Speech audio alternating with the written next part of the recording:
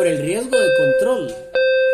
Uno de los objetivos del control interno del ente es detectar los errores que impactan la contabilidad y poderlos corregir.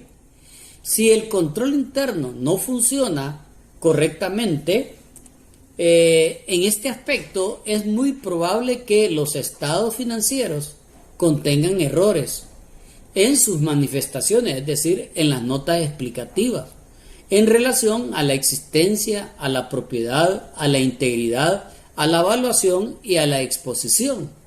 Tampoco este riesgo es controlable por el auditor, puesto que el sistema de control interno le pertenece al cliente. Uno de los objetivos del control interno del ente es detectar los errores que impactan en la contabilidad y poderlos corregir. Si el control interno no funciona correctamente en este aspecto, es muy probable que los estados financieros contengan errores en sus manifestaciones, es decir, en la existencia, en la ocurrencia, en la integridad, en la asignación o evaluación y exposición. Existe un evidente riesgo de que el control interno de la entidad esté incapacitados para poder detectar, evitar y corregir errores o fraudes significativos en una forma oportuna.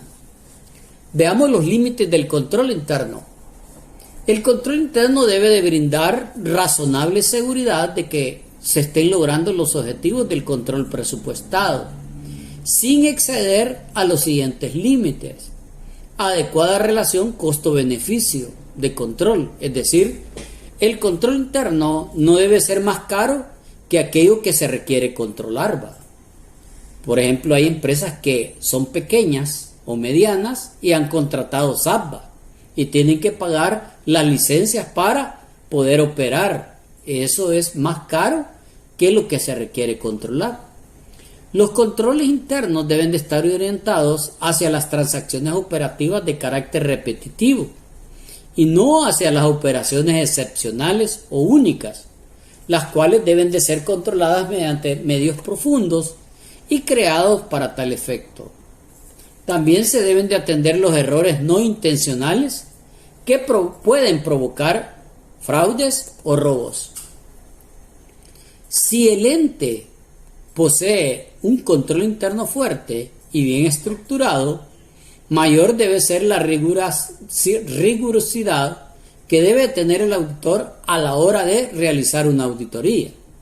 Los procedimientos de auditoría deben de ser mejor diseñados.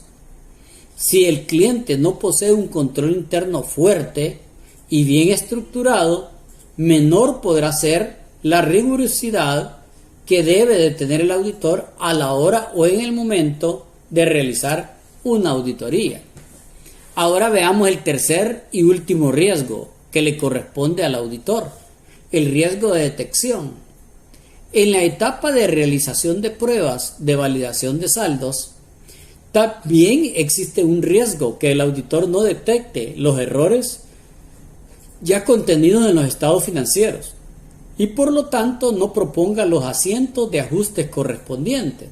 Este riesgo es el único controlable por parte del auditor, puesto que depende de la realización de sus pruebas de validación de saldo, o sea, de la forma en que se diseñan y llevan a cabo los procedimientos de auditoría. El riesgo de detección es el riesgo que los procedimientos de auditoría que el auditor ha seleccionado no detecten errores o fraudes existentes en los estados financieros. Por ejemplo, de errores podríamos hablar de la definición de una muestra, la circularización de saldos de sus proveedores o en la definición de un periodo de análisis de pagos posteriores. Pueden implicar conclusiones erróneas en cuanto a la validez de la integridad de las cuentas por pagar.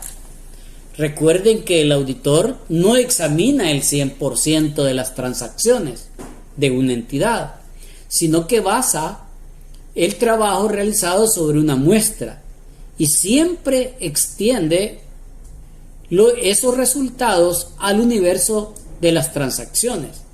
Una mala determinación del trabajo de muestra puede llevar al auditor a conclusiones erróneas sobre el universo llamémosle, de las operaciones.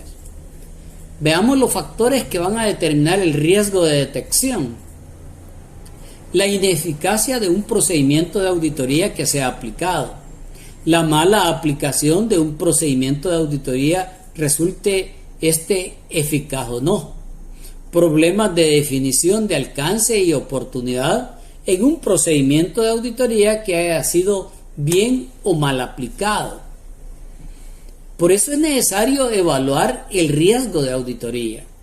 La evaluación del nivel de riesgo es un proceso totalmente subjetivo y depende exclusivamente del criterio, capacidad y experiencia del auditor. Por lo tanto, debe ser un proceso cuidadoso y realizado por quienes posean la capacidad y la experiencia de un buen equipo de trabajo. Veamos la evaluación del riesgo de auditoría. Esta herramienta a utilizar en el proceso de evaluación del nivel de riesgo cuenta 3 elementos básicos que en este caso el auditor debe de considerar. La significatividad del componente, es decir, los saldos y las transacciones. La existencia del factor de riesgo y de suma importancia relativa. La probabilidad de ocurrencia de errores o fraudes, básicamente obtenida del conocimiento y de la experiencia anterior de este cliente. La combinación de los posibles estados de estos 3 elementos brindan un mayor grado para evaluar el riesgo de auditoría. Ahora, ¿cómo vamos a evaluar el riesgo de auditoría? No me cabe ninguna duda que a través de una matriz, donde va a estar el nivel de riesgo mínimo, bajo, medio y alto. Y en el extremo superior, significatividad, factores de riesgo, probabilidad de ocurrencia y usuarios. La evaluación del riesgo de auditoría, por ejemplo, en la propiedad, planta y equipo, según la NIC 16, sección 17 para las pymes, suele ser un componente claramente significativo para los estados financieros en términos de conjunto, pero normalmente no presenta muchos factores de riesgo y la probabilidad de existencia de errores es improbable o remota. En el otro extremo, los saldos de anticipo de sueldos pueden ser muy poco significativos, pero estar muy mal controlados, siendo la posibilidad de existencia de errores totalmente probables.